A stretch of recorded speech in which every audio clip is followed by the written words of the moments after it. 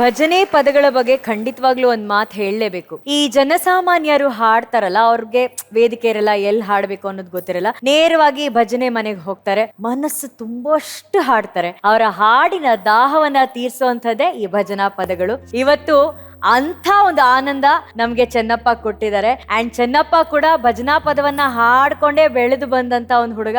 ಆ ಭಜನಾ ಪದ ಹಾಡಿನೇ ಜನರ ಮನಸ್ಸನ್ನ ಗೆದ್ದು ಸರಿಗಮಪನ ಗೆದ್ದಿರೋಂಥ ಚಿನ್ನದಂತ ಹುಡುಗ ನಮ್ಮ ಚೆನ್ನಪ್ಪ ಅವರಿಗೆ ಒಂದು ದೊಡ್ಡ ಚಪ್ಪಾಳೆ ಪ್ಲೀಸ್. ನನಗೆ ಅವಾಗ ಬಂದಾಗಿಂದ ಭಜನೆ ಹಾಡು ಹಾಡಬೇಕು ಅಂತ ಭಾಳ ಆಸೆ ಇತ್ತು. ಯಾಕೆಂದರೆ ಜೀವನದಲ್ಲಿ ಸಂಗೀತ ಅಂತ ಸ್ಟಾರ್ಟ್ ಆಗಿದ್ದೆ ಇದು ಭಜನಾ ಹಾಡುಗಳಿಂದ. ಅದು ನಮ್ಮ ಮಾವ, ಸೋದರ ಮಾವ ಅವ್ರು ಇಲ್ಲ ತಿರ್ಕೊಂಡಿದ್ದಾರೆ. ಅವ್ರ ಮಗ ಗೌಡಪ್ಪ ಅಂತಿದ್ದ, ಅವನಿಗೆ ಒಂದು ನಾಟಕ ಪಾರಿಜಾತ ಕಂಪನಿಲಿ ನಾರದನ್ ಪಾರ್ಟು ಅದು ಮಾಡ್ಸಕ್ಕೆ ಪ್ರಿಪ್ರೇಷನ್ ಮಾಡ್ತಾ ಇದ್ರು. ನಾನು ಸ್ಕೂಲ್ಗೆ ಹೋಗ್ಬೇಕಾರೆ ಏನೋ ಮಾಡ್ತಾರಲ್ಲ ಅಂದ್ಬಿಟ್ಟು ನಿಂತ್ಕೊಂಡು ನೋಡ್ಬೇಕಾರೆ ಅವನಿಗೆ ಅದು ಏನೋ ಒಂದು ಸಂಗತಿ ಹೇಳ್ಕೊಡ್ತಾ ಇದ್ರು, ನೋಡಿತಾ ಇರಲಿಲ್ಲ. ನನ್ನ ಮಮ್ಮನ ಹಾಡ್ಲಿ ಅಂತ ಹೇಳಿ ಹೋಗಿ ಹಾಡಿದೆ. ಆ ನಾಟಕದ ಮಾಲಕರು ಬಂದು ಇವನು ಚಲೋ ಹಾಡ್ತಾನಲ್ಲ ಅಂತ ಅವರು, ಇವ್ ನಮ್ಮ ತಂಗಿ ಮಗ ಆಡ್ರಿ ಅಂತ ನಮ್ಮ ಮಾಮ. ಅವಾಗಿಂದ ಹಂಗಾರೆ ಇವ್ನು ಬೇಡ ಅವನೇ ತಗೊಂಡ್ಬಿಡ್ರಿ ಅಂತ ಹಂಗೆ ನಾನು ಎಂಟರ್ ಆಗಿದ್ದು. ಹಂಗೆ ನಿನ್ ಜರ್ನಿನೂ ಶುರು ಆಗಿದ್ದು. ನಾಟಕ ಸ್ಟಾರ್ಟ್ ಮಾಡಿ ನಾರದನ್ ಪಾರ್ಟ್ ಮಾಡ್ತಿದ್ದೆ. ಸೊ ಅಲ್ಲಿಂದ ಜರ್ನಿ ಸ್ಟಾರ್ಟ್ ಆಗಿದ್ದು. ಭಜನಾ ಹಾಡುಗಳನ್ನ ಮಾಮ ಹೇಳ್ಕೊಟ್ಟಿದ್ರಿ, ಅವ್ರು ಇಲ್ಲ ಈಗ. ಮಾಮ ಎಲ್ಲೇ ಇರ್ರಿ, ಚೆನ್ನಾಗಿರ್ರಿ, ನಿಮ್ಮಿಂದ ನಾನು ಇಲ್ಲಿ ಇದ್ದೀನಿ. Thank you so much. Chennappa, ನೀವು ಇದೇ ರೀತಿ ಹಾಡುಗಳನ್ನ ಹಾಡ್ಕೊಂಡು ಬೆಳ್ಕೊಂಡು ಬಂದ್ರಿ. ಇವತ್ತು ಮತ್ತೆ ಈ ವೇದಿಕೆಯಲ್ಲಿ, ನಿಮ್ಮ ವೇದಿಕೆಯಲ್ಲಿ ಆ ಹಾಡನ್ನ ಹಾಡುವಂತ ಅವಕಾಶವನ್ನ ಪಡ್ಕೊಂಡಿದ್ದೀರಾ. ಸೊ ಎಷ್ಟು ಚೆನ್ನಾಗಿ ಹಾಡಿದ್ರಿ ಅನ್ನೋದನ್ನ ನಮ್ಮ ಜಡ್ಜಸ್ ಹತ್ರ ಕೇಳೋಣ. VP sir.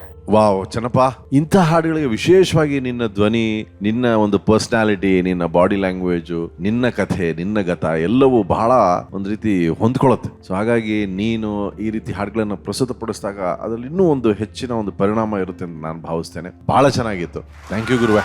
Thank you sir. Arjun sir.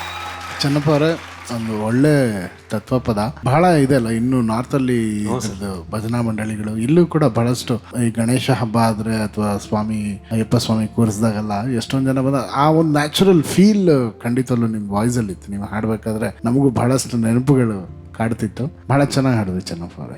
Thank you. Thank you sir. ಮಹಾಗುರುಗಳೇ, ಇದು ತುಂಬ ಚೆನ್ನಾಗಿ ಹಾಡ್ತಿದ್ದೇನೆ. ನೀನು ಇದನ್ನ ಡೆವಲಪ್ ಮಾಡ್ಬೋದಪ್ಪ ಭಜನಾ ಗೀತೆಗಳನ್ನ. ಇವತ್ತೇನು ಯೂಟ್ಯೂಬ್ ಅದು ಇದೆಲ್ಲ ಬೇಕಾದಷ್ಟು ಅನುಕೂಲಗಳಿದೆ. ಒಂದು 4-5 ಭಜನಾ ಪದ್ಯಗಳು ಸ್ವಲ್ಪ ಶ್ರುತಿಬದ್ಧವಾಗಿ ಹಾಡಿ ಯೂಟ್ಯೂಬ್ನಲ್ಲಿ ಅಪ್ಲೋಡ್ ಮಾಡ್ಬೋದಲ್ಲ. ಬಾ, ನಮ್ಮ ಸ್ಟುಡಿಯೋ ಫ್ರೀಯಾಗಿ ಕೊಡ್ತೀನಿ, ಮಾಡು.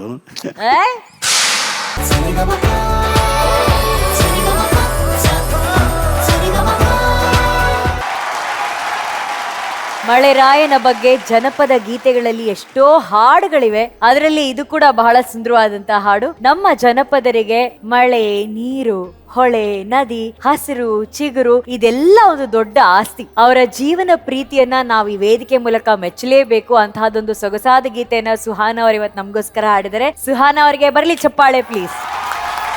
ವಿಪಿ ಸರ್, ಮಳೆ ಹಾಡು. ಸುಹಾನ ಅವರೇ, ನೀವು ಈ ವಿಷಯದಲ್ಲಿ ಬಹಳ ಕೆಲಸವನ್ನ ಮಾಡ್ತಾ ಇದ್ದೀರಾ. ನೀವು ಬಹಳ ಸ್ಟಡಿ ಮಾಡ್ತಾ ಇದ್ದೀರಾ. ವಿಶೇಷವಾಗಿ ಕನ್ನಡದಲ್ಲಿ ಅನೇಕ ವಿಷಯಗಳನ್ನು ಕುರಿತು ತಾವು ಒಂದು ಕೆಲಸ ಮಾಡ್ತಾ ಇದ್ದೀರಾ. ಅವೆಲ್ಲ ಇಲ್ಲಿ ಕಾಣ್ತಾ ಇದೆ. Thank you sir. ಧನ್ಯಜಿ.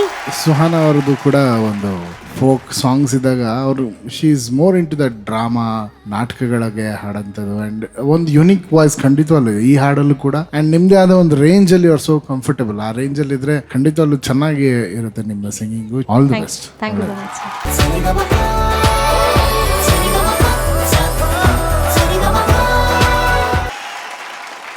ಶಿಶುನಾಳ ಶರೀಫರ ಇನ್ನೊಂದು ಜನಪ್ರಿಯ ಗೀತೆ. ದೇಹವನ್ನ ದೇವಾಲಯಕ್ಕೆ ಹೋಲಿಸಿದ್ದಾರೆ. ದೇಹ ದೇವಾಲಯ ಆದ್ರೆ ಶ್ರಮ ಅಲ್ಲಿನ ದೇವರಾಗ್ತಾ ಇದ್ದ.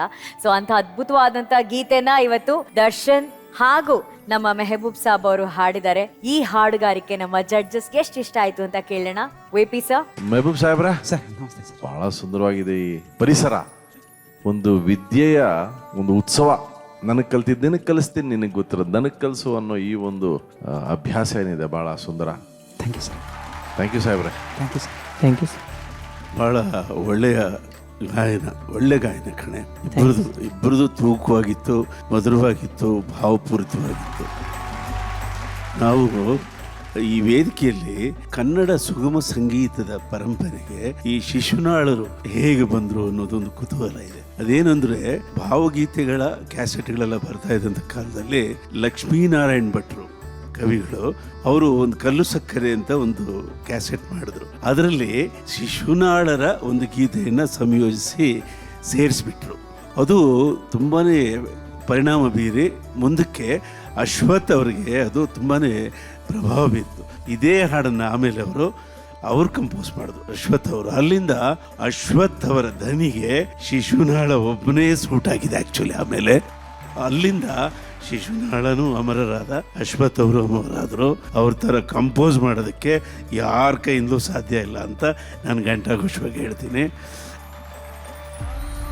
ಇಬ್ಬರು ಅಶ್ವಥ್ ಅವರ ಹೆಸರು ಉಳಿಸಿದ್ರಿ ಮತ್ತು ಲಕ್ಷ್ಮೀನಾರಾಯಣ್ ಭಟ್ಟರ ಆಶಯವನ್ನು ಉಳಿಸಿದ್ರಿ ಮತ್ತು ಸರಿಗಮಪ ಚಾಂಪಿಯನ್ಶಿಪ್ ವೇದಿಕೆಗೆ ದೊಡ್ಡ ಗರಿಯನ್ನು ತಂದಿರಿ.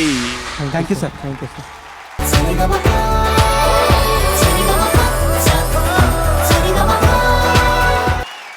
ಕೆಲವೊಂದು ಪರ್ಫಾರ್ಮೆನ್ಸು ಒಂದು ಮೌನವನ್ನ ಇಲ್ಲಿ ವೇದಿಕೆ ಮೇಲೆ ಆವರಿಸಿಸ್ಬಿಡುತ್ತೆ. ಅಂಥ ಮೌನ ಇವತ್ತು ಕಾಸರ್ ಅವರ ಪರ್ಫಾರ್ಮೆನ್ಸ್ ಇಂದ ಮತ್ತೆ ಇಲ್ಲಿ ಕಾಡ್ತು. ನಾವು ಮಾತಾಡ್ಬೇಕಂತ ಅನ್ಸಿದ್ರು ಕೂಡ ಆ ಮಾತುಗಳು ಭಾರ ಆಗ್ತಾ ಇದೆ, ಮೌನವೇ ಎಲ್ಲ ಕಡೆ ತೇಲ್ತಾ ಇದೆ. ಕರುಳು ಮಿಡಿಯುವಂತ ಹಾಡು ಈ ಹಾಡು. ಒಂದೇ ಸಾಲಲ್ಲಿ ತಾಯಿ ಅಂದ್ರೆ ದೇವ್ರು ಅನ್ನೋ ಒಂದು ಮಹತ್ತರವಾದಂಥ ವಿಷಯವನ್ನ ಹೇಳ್ಬಿಡುತ್ತೆ. ಅಂತ ಹಾಡನ್ನ ಕಾಸರ್ ಇವತ್ತು ಹಾಡಿದಕ್ಕೆ ನಿಮಗೆ ಧನ್ಯವಾದಗಳು.